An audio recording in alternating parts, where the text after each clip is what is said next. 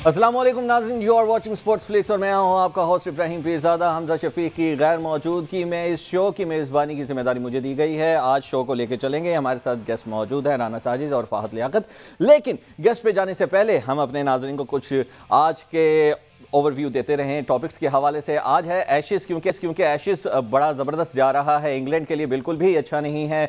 मुसलसल ये तीसरा मैच है जिसके अंदर हमें इंग्लैंड की पूरी टीम जो है वो फ्लॉप होती हुई नजर आ रही है। मामलात क्या है, क्योंकि अच्छी खासी टीम थी, क्यों उन्होंने अपना एक पैटर्न को चेंज किया और एशेज़ के अंदर ज़रूरी समझा जाता था कि एग्रेसिव क्रिकेट खेले, लेकिन वो हमें देखने को नहीं मिल रही। उसके साथ साथ हमने ऑस्ट्रेलियाई बॉलर्स के रिकॉर्ड के हवाले से भी जिक्र करना है, क्योंकि उन्होंने अपने ही हमवतन का रिकॉर्ड मैकग्रा का तोड़ दिया है। साथ ही साथ हमने बिग बैश के हवाले से भी कुछ बात कर लेनी है, क्योंकि बाबर आजम जिनके हवाले से इतनी ज़्यादा हाइप क्रिएट हुई हुई थी और डिमांड भी बहुत ज़्यादा थी, लेकिन हम देख रहे हैं कि अपने दूसरे मैच में वो मुसलसल फ्लॉप नजर आ रहे हैं। 9 रन उन्होंने बनाए हैं अपने दूसरे मैच में, पहले में 2 बनाए थे, जो कि एक अच्छी और मुतासिर कुन इनिंग्स नहीं खेल पा रहे। फिर उसके बाद हमने लखनऊ में भारत के इंतजामात के हवाले से बात करनी है, क्योंकि जो जनूबी अफ्रीका और भारत के दरमियान चौथा T20 मैच था वो हद निगाह कम होने के बायस जो है वो ख़त्म कर दिया गया और उसको मैच नहीं हो पाया। और बताया जा रहा है कि धुंध थी या स्मोक थी, क्या वजूहात है, क्योंकि शायकीन की जानिब से काफ़ी तनकीद की जा रही है कि क्या वजूहात है। इस हवाले से पहले वेन्यू को डिसाइड हो जाना चाहिए था, मौसम को ही एटलीस्ट इंतजामिया को देख लेना चाहिए, लेकिन भारत और उसकी नाअहलियाँ साथ साथ चलती रहती हैं। फिर हमने पाकिस्तान सुपर लीग के हवाले से बात कर लेनी है कि किस तरह से नई अपडेट्स आ रही हैं। दिन ब दिन हम देख रहे हैं जूं वक्त करीब आता जा रहा है, टीम्स को लेकर उनके ड्रॉ के हवाले से भी अलग अलग खबरें आ रही हैं। फिर हमने अंडर 19 के हवाले से जिक्र करना है कि अंडर 19 जो ICC वर्ल्ड कप होना है अंडर 19, उसके हवाले से क्या टीम का कॉम्बिनेशन बनाया जा रहा है, कैप्टनसी किसको सौंपी जा रही है। फिर हमने पाकिस्तान और श्रीलंका के दौरे के हवाले से बात कर लेना है, जो मैचेस होने हैं उसमें पाकिस्तान का कॉम्बिनेशन क्या रखा जाएगा, क्योंकि पाकिस्तान के मेन प्लेयर्स जो हैं वो बिग बैश खेलने में मसरूफ़ हैं और दस्तयाब नहीं है। और उसके हवाले से जो CEO हैं ऑस्ट्रेलियन क्रिकेट बोर्ड, उनकी जानिब से ये यकीन दहानी कराई गई है कि पाकिस्तानी प्लेयर्स मुकम्मल बिग बैश खेलेंगे। साथ ही साथ कुछ फीफा का भी जिक्र कर लेना है, क्योंकि फीफा ने अपनी इनामी रकम का ऐलान कर दिया है, विनर्स के लिए भी, सेकंड रनर के लिए भी, उसके बाद थर्ड पोजीशन, ना सिर्फ थर्ड पोजीशन बल्कि 42वीं पोजीशन तक के क्या क्या इनामात होंगे, जो कि लाखों डॉलर्स के अंदर है। और इतना ज़्यादा मुआवजा दिया जा रहा है, ना सिर्फ मुआवजा दिया जा रहा है बल्कि खेलने की तैयारियों के हवाले से भी एक खास बजट रखा गया है। तो सबसे पहले हम रुख कर लेते हैं राना साजिद की जानिब, जो कि एक्सपर्ट हैं स्पोर्ट्स के, जान लेते हैं कि एशेज़ के अंदर क्या चल रहा है, क्योंकि तमाम जो ख्वाब हैं, जो ख्वाहिशात हैं, वो भी ऐश की तरह बनती जा रही हैं इंग्लैंड के लिए और उसके शायकीन के लिए, उनके फैंस के लिए। तो राना साजिद बताइएगा क्या हो गया इंग्लैंड की टीम को, क्रिकेट ही उनकी बदल गई है लगता है। Thank you so much Ibrahim for having me. और बेसिकली एशिज ऐसे ही है जिस तरह पाकिस्तान और इंडिया की एक रिवाइवलरी होती है और रवायती हरीफ टकराते हैं, लेकिन वही बात है कि अब क्रिकेट का थोड़ा सा जो है ना वो यहाँ पे जो फेस चेंज हो रहा है टीम जो है इंग्लैंड के लिए। उसकी रीजन ये बेसिकली आपने देखा कि बेसबॉल की एक जो है वो टर्म यूज करती है इंग्लैंड की टीम, और वो हमने देखा पाकिस्तान के टूर पे आई तो वनडे में जो है 500 रन भी हमने जो है वो टेस्ट की पहले दिन में होते हुए दिखाई दिए, जो कि ज़ाहिर है ब्रेंडन मैककलम ने जब से जो है वो कोचिंग संभाली है तो ये सारा जो है वो चेंज किया। लेकिन अब मुझे ये लग रहा है, जिससे मैंने इंडिया पाकिस्तान की रिवाइवलरी की बात की है, कि यहाँ पे भी पाकिस्तान और इंडिया का जब हम कंपैरिजन करते हैं तो इंडिया अब डोमिनेट करता हुआ दिखाई देता है। तो यही जो कंडीशन हमें जो है वो अब ऑस्ट्रेलिया की नजर आ रही है कि ऑस्ट्रेलिया जो है इंग्लैंड को कहीं पे भी जो है वो उस तरह से बिल्कुल समझ लें कि अपने ऊपर आने की वो स्पेस ही नहीं दे रहा। तो अब इंग्लैंड के ऊपर स्पेशली उनके प्लेयर्स, उनके साबिक कप्तान और इवन उनकी मैनेजमेंट के ऊपर भी जो है अब क्वेश्चंस रेज किए जा रहे हैं कि जो बेसबॉल क्रिकेट जिसको आपने जो है बड़ा बहुत ज्यादा प्रमोट किया था कि आप मॉडर्न डे क्रिकेट के हिसाब से जो है वो रेड बॉल क्रिकेट भी खेल रहे हैं, आप बहुत ज्यादा जो है वो एरा को चेंज करने की बातें कर रही थी, लेकिन अब ये आप रेड बॉल क्रिकेट को समझ लेना चाहिए कि एक माइंड गेम है, सेशन टू सेशन चलना होता है और आपको अकॉर्डिंग टू सिचुएशन खेलना पड़ता है। मतलब अगर आप पहले दिन ही जाके मारदार करने की पॉलिसी या फिर आप जो स्ट्राइक रेट है उसके हिसाब से जहाँ अपने आप को एडजस्ट नहीं करते, मतलब विकेट के अकॉर्डिंगली, तो फिर आपको प्रॉब्लम आएंगी। और ये चीज जो है वो ऑस्ट्रेलिया ने भरपूर इसका फायदा भी उठाया। और वही बात है कि ऑस्ट्रेलियन जो विकेट्स हैं वो डेफिनेटली इतनी आसान नहीं है। वो चाहे आप इंग्लिश प्लेयर्स की बात कर लें या कोई और टीम वहां पे जाके खेलती है, तो आपको अकॉर्डिंग सिचुएशन जो है वो प्लान करना होता है। तो आई थिंक यही जो है वो टीम इंग्लिश जो है उसको जो है अब जो मुश्किलात का सामना भी करना पड़ा, और जो एक टर्म बार बार जो है जिसको बहुत ज्यादा जो है वो प्रमोट किया जा रहा था, वो उसके ऊपर जो क्वेश्चन मार्क रेज कर दिया गया है। दूसरी तरफ ऑस्ट्रेलिया की जो प्लस पॉइंट है वो ये है कि अभी देखिए पहले दोनों मैचेस उन्होंने बड़े जबरदस्त अंदाज से जो है वो जीते, और 170 मैचेस हुए हैं पहले भी और अभी भी। मुझे लगता है जो पोजीशन जिसमें आ गई है टीम ऑस्ट्रेलिया, पैट कमिंस का जो है वो एंट्री हुई है, पहला मैच अपना खेले हैं, तीसरे जो है मैच में वो हिस्सा बने हैं, तो उन्होंने बड़ी शानदार जो है बॉलिंग की और इसी तरीके से जो है अपनी टीम को लेके चले भी हैं। तो आई थिंक ये चीजें बड़ी मैटर करती हैं कि आपको अकॉर्डिंग सिचुएशन, अकॉर्डिंग अपनी जो है वो स्ट्रेंथ जो है वो बड़ी जो है वो उसके हिसाब से भी खेलना चाहिए, और इसी लिए जो है आप आगे बढ़ सकते हैं। अदरवाइज इंग्लैंड के लिए यहाँ पे आगे ये वाला टेस्ट मैच बचाना भी मुझे मुश्किल दिखाई दे रहा है, क्योंकि ऑली पॉप जैसे सीनियर बल्लेबाज यहाँ पे नहीं चल पा रहे, जो रूट जो है वो नहीं चल पा रहे, इसी तरह उनके जो है बेन स्टोक उस तरह की बड़ी इनिंग्स नहीं खेल पा रहे। डेफिनेटली इंग्लिश कंडीशन में ये बहुत जबरदस्त परफॉर्म करते हुए दिखाई दे रहा है, लेकिन यहाँ पे आके अब टोटल जो है वो चेंज हो चुका है। तो काफी चीजें जो है अब इंग्लैंड टीम को जो है वो उसके ऊपर वर्क करना होगा, नहीं तो इंग्लैंड टीम को वर्क करना पड़ेगा। फहद, आपको क्या लग रहा है कहाँ पे बहुत ज्यादा मुश्किल पेश आ रही है इंग्लैंड की टीम को? क्योंकि अगर बड़े नामों की बात की जाए तो बैटिंग लाइनअप भी बहुत अच्छी नजर आ रही है, और अगर हम फास्ट बॉलर्स की बात करते हैं, जोफ्रा आर्चर समेत बेहतरीन फास्ट बॉलर भी खिला रहे हैं, लेकिन रेजिस्टेंस कहीं नजर नहीं आ रही इंग्लैंड की जानिब से। लेकिन जी जो टेस्ट क्रिकेट होती है ना, उसकी थोड़ी सी हिस्ट्री में जाने की ज़रूरत होती है। पहली तो बात यह है कि ऑस्ट्रेलिया के अंदर जो भी टीम कभी भी टेस्ट मैच खेलने जाती है तो वो अंडरडॉग कहलाती है, ऑस्ट्रेलियंस फेवरेट होते हैं। ये कोई ऐसी, हाँ वेस्ट इंडीज पे एक दफा टाइम था, एक अरूज था कि वेस्ट इंडीज जब कहीं जाती थी तो आप उसको फेवरेट कह सकते थे और होम को आप अंडरडॉग कर लेते थे। लेकिन अब पिछले 20-30 साल की, चले मैं बात कर लेता हूँ, इससे पीछे नहीं जाता क्योंकि मैंने अभी रिसेंटली क्रिकेट में काफी रिसर्च भी की है। बात ये है कि जब आप अंडरडॉग जा रहे हो, पहली तो बात ये, इंग्लैंड वाले ऐसे क्रिकेट खेल रहे हैं वहां जाके जिस तरह ऑस्ट्रेलिया कभी उनसे टेस्ट मैच जीती नहीं आज तक। ये अप्रोच है उनकी।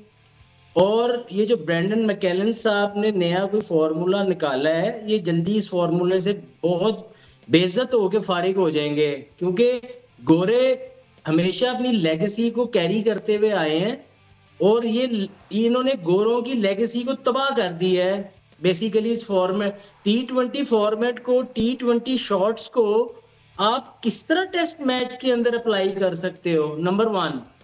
अब और दूसरा ये है कि अगर वो पॉजिटिव क्रिकेट, अटैकिंग क्रिकेट खेल रही है ऑस्ट्रेलिया, तो उसका ये मतलब थोड़ी है कि आप भी उनकी नकल मारने के चक्कर में जाते ही चलानी शुरू कर दो, बाहर जाते हुए बॉल्स को आप ड्राइवे मार रहे हो, हर शॉट तो खेल रहे हैं।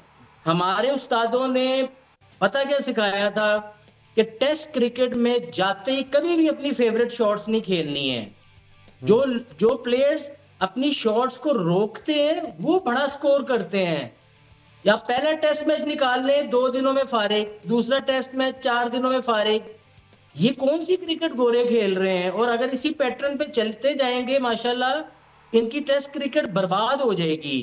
बेसिकली टेस्ट क्रिकेट है सरवाइव करने का काम, और वैसे ही आप यार 2 टेस्ट मैच जब पहले नीचे लगे हुए हो तो आप विकेट पे जाके सरवाइव तो करो। मुझे तो ऐसी कोई पिचेस नजर नहीं आई ऑस्ट्रेलिया के अंदर जहाँ पे गेम ही नजर नहीं आ रहा किसी पिच के ऊपर। फहद, जब पिच डिफरेंट नहीं है, मिजाज डिफरेंट नहीं है, डिमांड डिफरेंट नहीं है, तो मुश्किलात क्यों पेश आ रही हैं बाकी प्लेयर्स को? जब भी हम ऑस्ट्रेलियन सरजमीन की बात करते हैं तो वहाँ पर जो भी दूसरे बड़े आज़म से ताल्लुक़ रखने वाले लोग हैं वो हमेशा सर्वाइव करते हुए नज़र नहीं आते। बाबर आजम की बात ले लें, बाबर आजम एक अच्छे प्लेयर हैं, फैंटास्टिक प्लेयर हैं। T20 के बेशक उनकी वो डॉक्ट्राइन के हवाले से नहीं चल रहे होते, सूटेबल नहीं होते, लेकिन जो जहाँ उनकी ज़रूरत होती है वहाँ पर उनको रखा गया है, सोच समझ के उनका सिलेक्शन हुआ है। तो जो दूसरे प्लेयर्स हैं वो क्यों नहीं सरवाइव कर पा रहे होते? क्या माइंडसेट का मसला है, क्या एटमॉस्फेयर का मसला है, क्या माहौल का मसला है?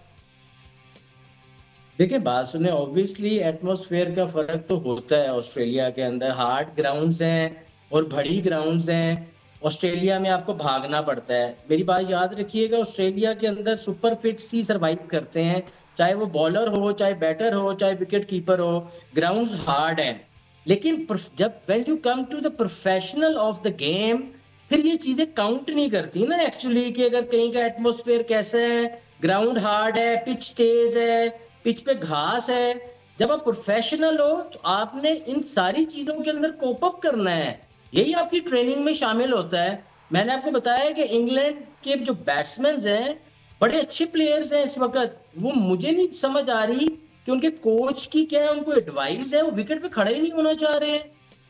अब जब तक पिच पे खड़े नहीं होगे, अब कैसे रन्स करोगे? और दो प्लेयर्स चाहिए मिडल ऑर्डर में या ऊपर से जो यार बड़े बड़े 100 कर दें, तो सिनेरियो चेंज हो जाता है। लेकिन मारी जा रहे हैं, मारी जा रहे हैं, T20 शॉट्स को अंदर ले आए। हालांकि आज से 5 साल पहले, 3 साल पहले तक गोरा जो है ना, हमेशा वो कॉपी बुक को फॉलो करता था। बेसिकली उन्होंने अपनी स्ट्रेंथ से निकल के खुद ही नुकसान किया है। कि जो जो लोग अपनी स्ट्रेंथ को दूसरों को देख के छोड़ देते हैं ना, कि हाँ यार ये अगला वैसा कर रहा है तो जी मैं भी वैसा करके देखता हूं, तो वो they lost their plot in the game. Actually वही गोरों के साथ हो रहा है। तो राना साजिद, आपको क्या लगता है कि पहले हमने देखा कि 4 दिन 2 दिन, तो अब क्या गेम तीसरे दिन के बाद चौथे दिन की तरफ जाते हुए दिखाई दे रहे हैं? क्योंकि 2 दिन तो गुजर चुके हैं, तो अब ये गेम, ये वाला मैच जो है, ये 3 दिन से ज्यादा चल पाएगा? अच्छा इब्राहिम, असल में एक पॉइंट बड़ा इंपॉर्टेंट जो फाज साहब ने भी रेज किया है। बेसिकली आप देखिए, जो एक T20 एंड को और जो है वो रेड बॉल को एक मिक्स करने का जो है वो चीजें जो की जा रही हैं, उसका जो है लॉस उठाना पड़ा है टीम इंग्लैंड को भी, जिसकी वजह से ये प्रॉब्लम्स आ रही हैं। अब देखिए, अगर कंपेयर करें इस ऑस्ट्रेलिया की जी फुल स्ट्रेंथ पहले टेस्ट मैच में मौजूद नहीं थी, सेकंड में मौजूद नहीं थी, और थर्ड में भी ऑस्ट्रेलिया की जो पूरी स्ट्रेंथ उस तरह से नहीं अभी भी खेल पा रही। और दूसरी जानब जो है इंग्लैंड के मेन जो है उनके प्लेयर्स मौजूद हैं, मतलब जो उनकी फुल स्ट्रेंथ है वो मौजूद है। अब यहाँ पे प्रॉब्लम बेसिकली ये आ रहा है कि जो इंग्लैंड की टीम है वो सर्वाइव इसलिए कर रही है क्योंकि यहाँ पे वही बात है कि तो ट्रेनिंग किया जा रहा, और दूसरा उनको जो है एक चीज जो लॉन्च करने की तैयारियां की जा रही है ना फ्यूचर में। आपको याद होगा एक टर्म एक और आई थी कि आने वाले दिनों में जो है फ्यूचर में डिवीजन बना दी जाएंगी जो है वो रेड बॉल क्रिकेट की, और टीम्स के हिसाब से कि आपकी जो अपर टीम्स हैं, टॉप रैंकिंग की 6 टीम है,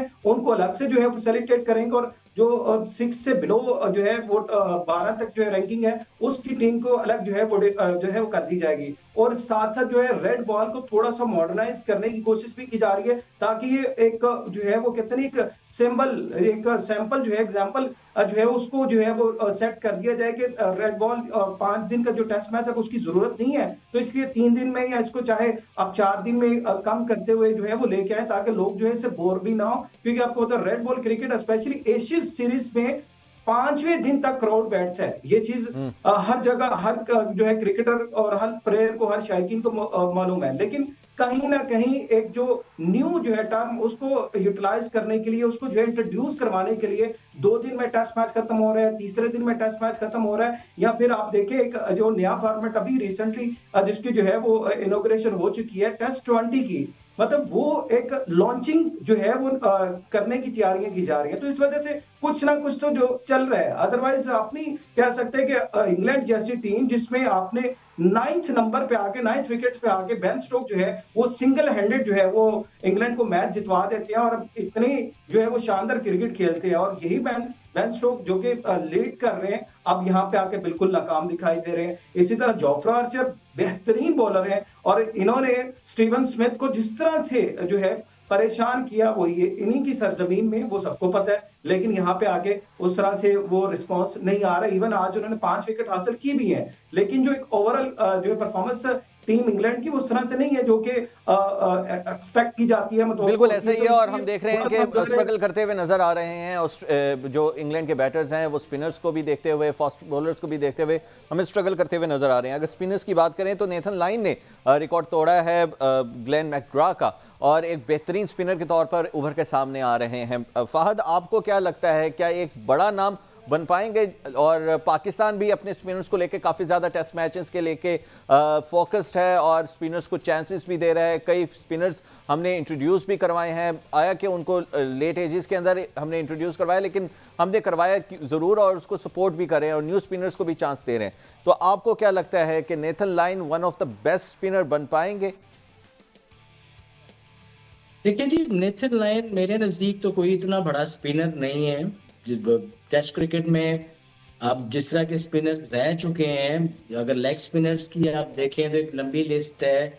फिर अगर ऑफ स्पिनर्स में आप आए तो मैं सकलैन और मुरलीधरन से बड़ा ऑफ स्पिनर किसी को नहीं समझता हूँ, ठीक है, जो रेवोल्यूशन लाए गेम में। नेथन लायन सीधा सीधा सा स्पिनर है।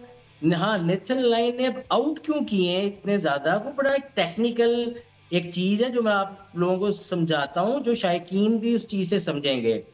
यही नेथन लायन, पहली तो बात है, अगर पाकिस्तान टीम में होता या किसी भी और टीम में होता तो कभी भी इतना लंबा करियर ना होता इसका। अब ऑस्ट्रेलिया के अंदर कोई ऑफ स्पिनर है ही नहीं था और ऑप्शन ही नहीं थी। फिर ये चीज होती है कि जब आप बहुत बड़ी टीम के अंदर खेल रहे होते हो ना, उस टीम का जो प्रेशर होता है अगली टीम के ऊपर, उस प्रेशर से आप भी फायदा उठा जाते हो। सही। ये नेथन लायन को हमेशा आप उसके पुराने, मैंने बड़ा नेथन लायन को देखा हुआ है कि वो जहां ऊपर से फास्ट बॉलर्स ने आउट कर दिए, नीचे से 2-3 आके उसने आउट कर दिए। So it's a team work basically. हाँ, आप मुझे कोई ऐसी टेस्ट सीरीज बता दें कि आप पूरा रिलाय ही नेथन लायन पे ऑस्ट्रेलिया कर रही हो और हमारी तरह पिच पे उन्होंने अपनी पिचों पे पंखे लगा दिए हों और उनको ये पता हो कि भाई हमें नेथन लायन ही बचाएगा, फास्ट बॉलर तो हमारे 4-4 ओवर करेंगे और 50, 60, 70 ओवर जो है वो नेथन लायन करेगा और एक एंड से हम एक और स्पिनर लगा देंगे। ऐसा कभी भी नहीं हुआ। नेथन लायन हमेशा एक सपोर्टिंग हैंड उनके लिए रहा है। हाँ, वो लंबी क्रिकेट खेला है, क्योंकि जब आप विनिंग टीम में होते हो और ऑस्ट्रेलियंस हमारी तरह टेस्ट मैच के स्क्वाड्स को कभी भी चेंज नहीं बार बार करना चाहता। सो ये है। अदरवाइज मेरे नजदीक कोई बहुत बड़ा बॉलर नहीं है, कोई इतना अनप्लेबल बॉलर नहीं है नेथन लायन। मैं उसको अच्छा, राणा साहब का भी पॉइंट ले लिया, हमें ब्रेक पे जाना है। जी राणा साहब फरमाइएगा, क्या कह रहे हैं आप? हाँ बिल्कुल, नेथन लायन की बात कर रहे हैं तो मैं ये कहूँगा, फाद साहब बिल्कुल अगर कह रहे हैं, मैं उनकी बात से एग्री नहीं करूंगा, क्योंकि आप देखिए शेन वॉर्न यहाँ पे जो है टॉप विकेट टेकर रहे हैं, बहुत जबरदस्त जो है उन्होंने किया, और साथ साथ भी एडम जंपा भी टीम ऑस्ट्रेलिया में मौजूद है। मतलब ये थ्योरी जो थी उसको उन्होंने जो है वो माइनस कर दिया है कि ऑस्ट्रेलिया में जाके सिर्फ फास्ट बॉलर ही जो है वो कामयाब होते हैं, ऐसा नहीं है। 564 विकेट हासिल करना इतना आसान ही है। ये बात ठीक है कि वो टीम के साथ रहे हैं, तो डेफिनेटली जब आप लंबी क्रिकेट खेलते हैं आपको जो है विकेट्स मिलती है, लेकिन कहीं ना कहीं जो हमारी एशियंस की जो इस तरह की जो माइंड सेट है कि थिंकिंग है, नहीं वहां पे सिर्फ फास्ट बॉलर को जाके मदद मिलती है, ये चीजें बिल्कुल जो है वो उन्होंने माइनस कर दी है कि ऐसा नहीं है। यहीं से शेन वॉर्न भी जो है टॉप विकेट टेकर हैं, और फिर मुरलीधरन की आप बात करें 800 विकेट के साथ जो है नंबर 1 पे मौजूद है। वो डेफिनेटली बड़े बड़े स्पिनर्स हैं, लेकिन नेथन लायन ने जिस तरह मैकग्रा का रिकॉर्ड ब्रेक किया है और साथ ही साथ जो है अपनी ही जो है वो शेन वॉर्न के बाद जो है वो सेकंड नंबर पे आ चुके हैं, मतलब टीम ऑस्ट्रेलिया की जान से। तो आई थिंक, और ये कोई आसान टास्क नहीं होता, एक बिल्कुल एक टाइम भी लेता है। राणा साहब, मेरा पॉइंट वो थोड़ा सा इसमें से फर्क है।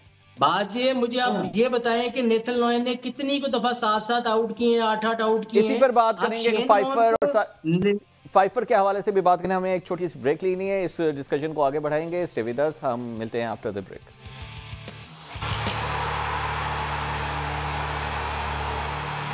तो वेलकम बैक नाजरीन। ब्रेक पर जाने के पहले हम बात कर रहे थे कुछ नेथन लायन के हवाले से कि उनकी परफॉर्मेंस को लेकर बताया जा रहा था कि वो एक जिस तरह से हिंदी में कहते हैं साधारण बॉलर हैं, इसी तरह से उनकी मिसाल दी जा रही थी कि वो कोई स्पेशल किस्म के बॉलर नहीं है। चेज आया कि उन्होंने 569 विकेटें ले ली हुई हैं। तो हमारे साथ राना साजिद भी मौजूद हैं और साथ में फ़हद लियाकत भी मौजूद हैं। तो फ़हद साहब जो एक दावा कर रहे थे उसका काउंटर करना चाह रहे थे राना साजिद साहब। राना साजिद साहब फरमाइएगा, क्या इस वक्त सूरत हाल है नेथन लायन को लेकर, क्योंकि जो टेस्ट क्रिकेट के अंदर रिकॉर्ड्स हैं वो अभी हम स्क्रीन पर दिखा रहे हैं, और जिस तरह से 6ठे नंबर पर मौजूद है नेथन लायन का नाम, एक मिसाल तो है कि कुछ स्पेशलिटी है उनके पास। बिल्कुल ऐसे ही। और इब्राहिम, ये कहीं पे भी आप नहीं इसको अंडर एस्टिमेट कर सकते। उसकी रीजन ये आप देखें कि ग्लेन मैग्रा जैसा बॉलर जिसकी पूरी दुनिया एडमायर करती रही है उनकी कैरियर को, जिस तरह की उनकी बॉलिंग थी, उसका रिकॉर्ड ब्रेक करना कोई आसान काम नहीं है। बिल्कुल। मतलब आप इसको अगर कंपैरिजन करें, 24 फाइफर है उनके, 24 दफा वो 5 विकेट हासिल कर चुके हैं। और इसी तरह जो है 8 विकेट्स उन्होंने एक मैच में हासिल करे, बेस्ट जो बॉलिंग फिगर है उनका। मतलब इसमें आप टॉप पे देखें, टॉप पे भी स्पिनर ही है। आप मुरलीधरन का नाम सबसे ऊपर आ रहा है टेस्ट विकेट में, सबसे जिनकी ज्यादा विकेट्स हैं। और इसी तरह उसके बाद फिर अगर जेमी एंडरसन है, या फिर आपके पास जो है ग्लेन मैग्रा नंबर 3 पे चले गए हैं, और शेन वॉर्न मौजूद है। फिर स्टुअर्ट इस ब्रॉड लिस्ट है। में आना ही सबसे जो बड़ी बात है, उसी लिस्ट में आना जो है वो बड़ा काम होता है। और ये दावा जो करते हैं जो ऑस्ट्रेलियन विकेट्स में जाके फास्ट बॉलर को स्पोर्ट मिलती है या बाउंसिंग विकेट्स होती हैं, वो चीज का भी यहाँ पे आके जो है वो माइनस हो जाती है कि अगर आप अच्छी बॉलिंग करेंगे, आपको हर जगह पे, हर ट्रैक पे जो है वो मदद मिलती है। और जो सबसे इंपॉर्टेंट चीज है वो ये भी कि कंडीशंस, फिर वही बात है कि अगर आप प्रोफेशनल प्लेयर हैं, कहीं पे भी आप खेलें, आपको ये कंडीशंस जो है वो नहीं आपको आड़े आनी चाहिए। आप एज ए प्रोफेशनल क्रिकेटर खेलें तो फिर आपकी जो है वो परफॉर्मेंस नजर आनी चाहिए, वो सारी दुनिया उसको ही देखती है। आप ये नहीं कहेंगे कि एशियंस में आके अगर आप खेलेंगे तो आप डिफरेंट एनवायरनमेंट है, आप न्यूजीलैंड में जाएंगे डिफरेंट एनवायरनमेंट है। इसी तरह हर कंट्री की अपनी जो है वो एक कंडीशंस है, लेकिन जो प्लेयर होता है वो हर जगह जाकर परफॉर्म करता है। तो आई थिंक सो कि हमें नेथन लायन को अंडर एस्टिमेट कर भी नहीं सकते। डेफिनेटली उन्होंने विकेट हासिल की हैं, और यहीं पे रह के उन्होंने, ऑस्ट्रेलिया पे रह के जो है वो उन्होंने दिखाया है कि वो एक अच्छे बॉलर हैं। वो कि उनकी एज अब ज़ाहिर है वो 38 प्लस हैं। और यहाँ पे अगर हम देखें, आप बात कर रहे थे आगाज में भी, जिस तरह के नुमान अली और साजिद खान को जिस तरह हमने बहुत टाइम बाद चांसेस दिए हैं, जिसकी वजह से वो उस तरह से ज़ाहिर है वो भी उस लाइमलाइट में नहीं आ सकेंगे, क्योंकि उनकी एज 37-8 नुमान नाम है, साजिद हैं, अबरार का हो सकता है। तो फहद, आप जिस तरह से एक पाकिस्तानी साइकी है माइंड में रखिए, सईद अजमल आपके कब आके डेब्यू किया उन्होंने, और कब आके उन्होंने परफॉर्मेंसेस देनी शुरू की। और इसी तरह आपके बहुत से ऐसे प्लेयर हैं जिन्होंने जिनको आपने खुद ही जो है वो मौका ही नहीं दिया कि वो बड़े प्लेयर बन पाते। और सईद अजमल का एक टाइम पे इतना मतलब कमाल का जो है वो फेज चल रहा था कि दुनिया उनको जादूगर स्पिनर के तौर पे जानती रही है। तो ये चीजें आपके खुद जो है वो बनाई हुई होती हैं। आपको याद होगा जब सकलैन मुश्ताक पाकिस्तान टीम के हेड कोच थे, उन्होंने शादाब खान के अलावा किसी स्पिनर की एंट्री नहीं होने दी।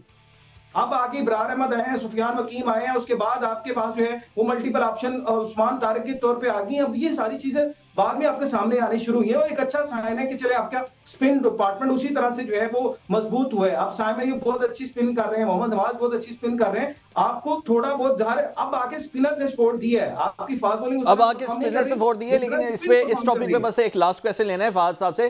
फहद साहब, जिस तरह से एक पाकिस्तानियों की साइकी रही है, कोई भी बंदा अचीवमेंट लेता है तो हम यही कहते हैं कि ऐ तो गल ही कोई नहीं, ऐ तो कोई शाय ही नहीं। इसी तरह की आपने भी साइकी अपनाई कि भाई नेथन लायन जो है वो शाय कोई नहीं है, भाई उसने इतनी विकेटें ले ली हैं, इसमें क्या बड़ी बात होगी? नहीं, मेरा ये बिल्कुल भी पॉइंट नहीं था। देखिए, मैं उसको कंपेयर कर रहा था मुरलीधरन से। अभी भी आप देख लें, मुरलीधरन के उसके 250 विकेट्स का फर्क है। मैं सिर्फ उसको ये कह रहा था कि वो उस लीग का बॉलर नहीं है, वो एक सपोर्टिंग बॉलर रहा है। कभी ऑस्ट्रेलिया ने रिलाय नहीं किया उसके ऊपर। ऑस्ट्रेलिया हमेशा अपनी फास्ट बॉलिंग पे रिलाय करती है। आज भी ऑस्ट्रेलियन अपनी फास्ट बॉलिंग पे ही रिलाय कर रहे हैं। तो हम ये बता दें, ये तीनों टेस्ट जो हुए हैं अभी, ये क्या लॉयन ने जिता दी है उनको? उनके तो फास्ट बॉलर्स ने आउट किए हैं। मेरा सिर्फ ये पॉइंट था कि मैंने ये नहीं कहा कि वो बुरा बॉलर है, लेकिन मैं उसको एज कम्पेयर टू जो बड़े बॉलर रहे हैं, वो मतलब उस तरह का बॉलर नहीं था। सिर्फ मेरा ये पॉइंट था। बाकी तो सर 2000 का जो वर्ल्ड कप था वो किसने जितवाया था? ऑस्ट्रेलियन बॉलिंग लाइन तो नहीं थी। अगर मुझे मौका दे, मैं यहाँ बताऊं, यहाँ पे भी अगर आप देखें ना, वहाँ कंडीशंस अगर आप देख लें, यहाँ आपने नुमान और साजिद को खिलाने के लिए बाकायदा विकेट्स बनाई, उसके बाद जाके उन्होंने परफॉर्मेंसेस दी। आपके आपने वो विकेट क्यों बनाई? क्योंकि आप उन पे रिलाय कर रहे थे। आप मुझे कोई एक ऐसी बता दें कि उन्होंने लॉयन के लिए विकेट बनाई, तो यही मेरा जवाब खेलना पड़ता है। इंडिया विकेट बना के फंस जाता है, फिर बाद में खुद ही जो है उसी विकेट में गिर जाता है। मतलब ये चीजें नहीं होती। अगर आप कंडीशन जैसे भी हो, परफॉर्मेंस आपने करनी होती है, ये जो है प्लेयर की निशानी होती है। क्या कहेंगे फहद भाई, जिस तरह से बात बड़ी वैलिड है कि ये तो प्लेयर के ऊपर डिपेंड करता है ना, कोई भी कंडीशंस हो।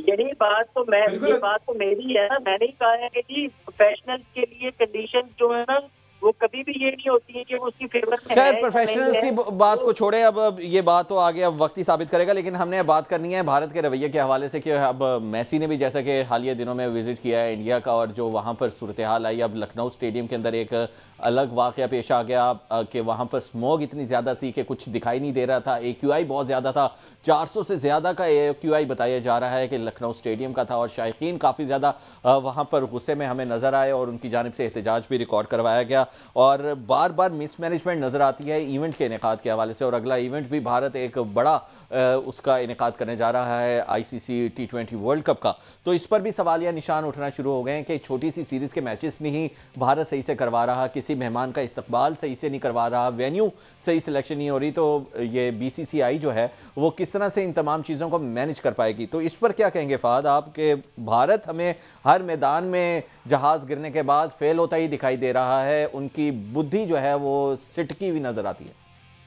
जी बिल्कुल, भारत का देखिए मई 9 मई से बुरा वक्त शुरू हुआ है और हर पैंतरा उनका जो है उल्टा पड़ रहा है, हर जगह पे उनकी जगहसाई हो रही है, बेइज्जत हो रहे हैं, एंड दे डिजर्व इट।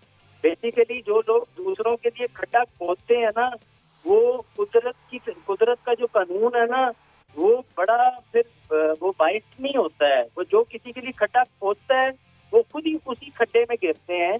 इनको नहीं तो पता कि जी हमारे फलाने शहर में मैच करवाना है तो वहाँ पे IQ लेवल क्या होएगा। ये तो सारी फोरकास्ट जो है वो सारी आ रही होती है। ये मिक्स मैनेजमेंट है। पूरी कंट्री जो है उनकी इस वक्त वो एक अनाड़ी के हाथ में आई हुई है और अनाड़ी के हाथ में माचिस है बंदर की तरह। वो पूरी दुनिया को आग लगाना चाहता है और वो पूरे भारत को आग लगा रहा है। वो जो मेसी वाली आप बात कर रहे हैं, मैंने इतना अनऑर्गेनाइज प्रोग्राम अपनी लाइफ में नहीं कभी देखा है। मुझे तो नहीं लगता है कि मेसी दोबारा जाना चाहेगा या कोई इस तरह का फुटबॉलर जो है या बड़ा प्लेयर या एथलीट कभी भी इस तरह से भारत में जाना चाहेगा। भारत एक अनसेफ जगह है। चाहे आप खवातीन के लिए ले लें, वो खवातीन के घुटनों को खींच रहे हैं।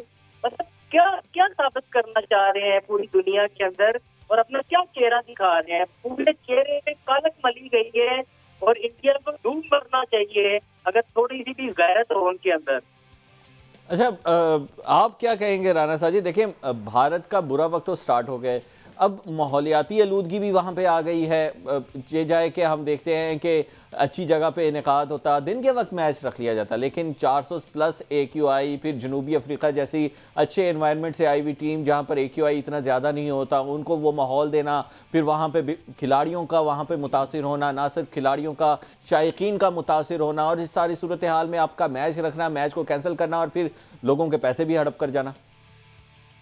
इब्राहिम, बुरा वक्त स्टार्ट नहीं हुआ, बुरा वक्त चल रहा है और ये इनकी हिस्ट्री है। और अगर आप पीछे उठा के देखें वुमेन्स वर्ल्ड कप में भी आप मिस मैनेजमेंट देखिए आपने। इवन डाइनिंग टेबल के अंदर से और किचन से चूहे वो देखे, सारी दुनिया ने देखे। वहां पे वुमेन क्रिकेटर के साथ हरासानी के वाकयात हुए। उसके बाद अब मेसी की बात कर रहे हैं, पूरी दुनिया ने देखा। और उसके बाद स्पेशली जो इनके स्पोर्ट्स मिनिस्टर हैं उनका रिजाइन भी सामने आ चुका है, मतलब वो मुस्तफी भी हो चुके हैं क्योंकि प्रेशर अवाम का इतना, दबाव इतना है। और अगर हम इसी लखनऊ की बात कर ले, पता सारी चीजों का है और पर्दा डालने के लिए आप किसी तरह से भी जो है, अगर ये फोक का ना कर लेंगे, फोक नहीं थी, ये स्मोक थी। तो पूरी दुनिया को पता है कि एयर क्वालिटी इंडेक्स क्या होता है और कितने पर जाके जो है वहां पे जो फिजा होती है वो मुजरे सेहत होती है, जहाँ पे सांस लेना भी मुहाल होता है। आप देखें वीडियोस के ऊपर भी आ रहे हैं और वहां पे जो है हार्दिक पांड्या हो, दूसरे प्लेयर हो, मास्क लगाए हुए दिखाई दे रहे थे। फॉग में आपको मास्क की जरूरत नहीं पड़ती, ये स्मोक में पड़ती है जब आपको सांस लेने की भी मुश्किल आ रही हो। तो ये सारी मिस मैनेजमेंट ये आज पहली दफा नहीं हुई, पहले भी इस तरह की बहुत सी चीजें होती आ रही हैं। और यहाँ पे अगर मैं बात करूं कि ICC वो क्या स्टेप ले रही है, क्योंकि ICC ने इससे कबल जो मैचेस में इसी टूर में अफ्रीका के साथ, अफ्रीका के प्लेयर्स के साथ इन्होंने जो कुछ किया, वो चाहे बुमराह हो, चाहे ऋषभ पंत हो, या कोई और प्लेयर हो, कोई एक्शन नहीं लिया गया। आप इवन इनके जो अंपायरिंग के डिसीजन है उसके ऊपर कोई एक्शन नहीं लिया गया। मतलब चाहे आप मैनेजमेंट की बात कर लें, चाहे आप रूल रेगुलेशन की बात कर लें, हर चीज पे आके 2 नंबरी है, हर चीज पे आके झूठ है, हर चीज पे आके वही फेक प्रोपेगेंडा है जो करने की आदत है। लेकिन हर दफा हमेशा की तरह वो एक्सपोज भी होते हैं और पूरी दुनिया में वो मैसेज भी जाता है कि किस तरह से अनसिक्योर है, अनसेफ है भारत। और वो आईपीएल आप छोड़ के देखें, प्लेयर इसलिए पीएसएल में आए। अगर आप बाद में जो मर्जी क्लेम करना शुरू कर दें, वो आपके ऊंचे हथकंडे हैं, आप प्लेयर को इज्जत भी नहीं फिर देना चाहते। ये तो आपकी मतलब वो है। हम पाकिस्तानी और स्पेशली अगर पीएसएल में देखें, यहाँ पे प्लेयर को इज्जत भी मिलती है। आप डेविड वेले का बयान सुनिए, उन्होंने कहा था कि यहाँ पे प्लेयर को आके मैचेस मिलते हैं खेलने के लिए, और आईपीएल में पूरा का पूरा सीजन भी कभी बाहर बैठना पड़ जाता है। तो ये चीजें मतलब आप पे कहने की बात नहीं है, प्लेयर खुद भी बात कर रहे होते हैं और रवैया भी देख रहे हैं, माहौल भी देख रहे हैं, और जिस तरह से उनको हमेशा प्रायोरिटी दी है, जिस तरह से उनके साथ सलूक किया जाता है, वो भी सब दुनिया देख रही है। और भारत पता नहीं कब होश के नाखून लेंगी। मेरे ख्याल से शायद ये बुरा वक्त आगे भी चलता रहे जब तक उसकी नीयत ठीक नहीं हो जाती। हमें दीजिए इजाज़त, फिर मिलते हैं आपसे अगले हफ्ते। अपना ढेर सारा ख्याल रखिएगा। अल्लाह हाफिज़।